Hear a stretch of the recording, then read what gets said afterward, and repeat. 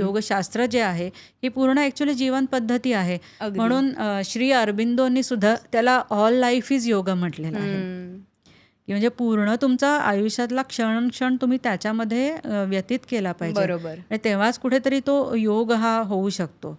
आणि किंवा जशी व्याख्या आहे त्याची की युज समाधो पण म्हटलेलं आहे व्यासांनी, जेव्हा त्यांनी पतंजली योगसूत्रांवर जेव्हा व्यासभाष्य आपण जे म्हणतो त्याच्यात त्यांनी योग म्हणजे युज समाधो असं म्हटलेलं आहे.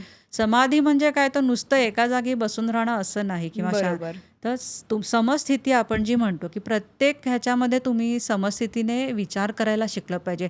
आणि हे जेव्हा येईल ना कुठेतरी मग मनात जे येणारे आपल्या अडथळे आहेत, कारण मनात अडथळा आला ना की आपोआप त्याचा परिणाम शरीरावर दिसून अगदी येतो, साहजिक आहे, आपल्या साहजिक हालचालींवर आहे. दिसून येतो. बरोबर. म्हणून हे सगळं करताना कुठेही स्वतःला पण आपणच आपला एक चांगला जज पण असू शकतो की माझं कुठे चुकतंय हे माझं मला चांगलं माहिती आहे. मग मी ते हळूहळू कसं त्याचं रेक्टिफाय करेल, हळूहळू कसं मी त्याच्यावर मात करेन, हे आपणच आपलं चांगल्या प्रकारे आपलंच स्वतःचं आपण परीक्षक एक चांगले असू शकतो.